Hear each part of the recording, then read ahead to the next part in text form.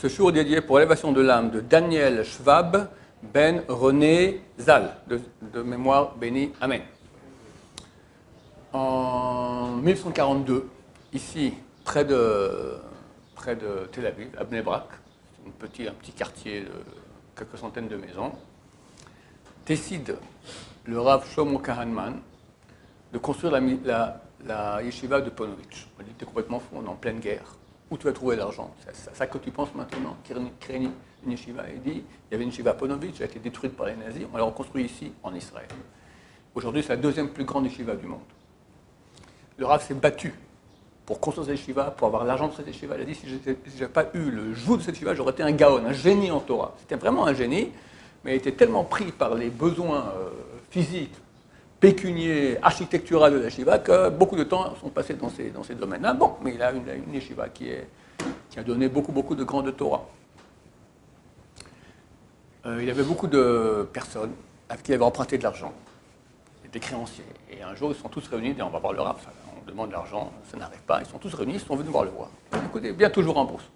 Quoi de Rav, ça fait longtemps que vous racontez ça, on veut voir l'argent. Il s'est levé, il a dit, je vous promets, demain, je vous rembourse tous.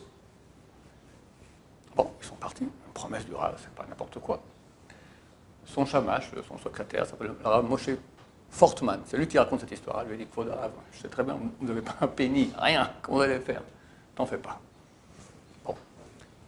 Le lendemain matin, le Rav appelle son secrétaire, viens, on y va, appelle un taxi. Ok, appelle un taxi, on rentre en taxi, on va où? Où tu veux. Le conducteur le regarde, ça veut dire quoi, où tu veux? Prends la voiture, peu importe. Bon, il va à Tel Aviv. Bnei Brak, la ville la plus proche, c'est Tel Aviv. Oh, dans Tel Aviv, tout d'un coup, quelqu'un a refait. Arrêtez. Vous ici, Kvod Arav, j'en crois pas mes yeux, c'est extraordinaire. Ah, c'est extraordinaire. Écoutez, je viens de faire une affaire. J'ai gagné une belle somme. Je dis que je donne le maaser pour la cheval Ponovitch. Je me dis, comment je vais donner ça au Rav? Où je vais le voir? Et là, je vous vois dans la rue. Dieu vous a envoyé, fantastique. Prenez. Voilà, tac, lui donne l'argent. Il compte, il y avait l'argent pour rembourser tous les créanciers. C'est un miracle qui n'arrive pas tous les jours.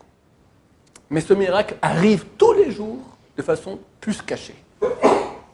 On doit comprendre, ce n'est pas le travail qui produit l'argent, c'est Dieu qui amène l'argent.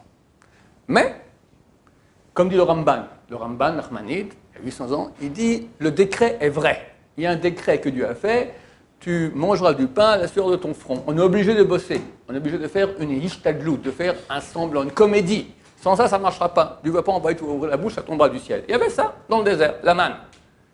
Mais aujourd'hui, il y a un décret qui concerne toute l'humanité sans exception.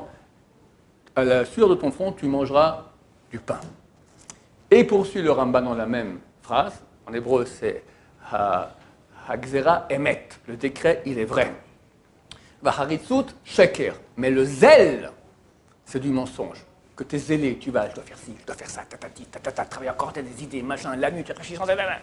Si les gens, il dit, si les gens mettaient cette énergie en Torah, mais ça serait depuis longtemps, ma chère, serait venue. Toute cette énergie que tu mets, elle ne sert à rien. Parce que tu dois faire une comédie. Une comédie, c'est pas... Quelqu'un, il joue... Vous avez connu Zorro, d'accord? Alors lui, il fait du matin, comme Tarzan, voilà, Tarzan.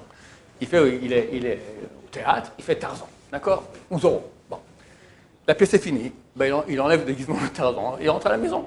Si quand il rentre à la maison, il se prend encore pour Zorro ou pour Tarzan, d'accord, ça va partir en courant. Mais qu'est-ce qui lui arrive, le type? D'accord? Il y a une comédie et il y a vivre. Vive l'individu. 99,9% de l'humanité vit la comédie comme ça. Il faut vraiment, c'est moi qui fais, je dois faire le travail. En quantitatif, t'as bien compris, c'est une comédie, c'est comédie. T'es pas Zorro, t'es pas Tarzan, tais-toi. T'as pas besoin de faire tout ce jeu-là. Tu fais la comédie tranquillement, froidement.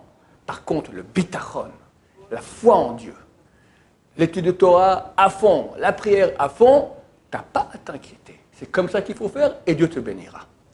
Baruch Adonai, l'olam, amen, amen.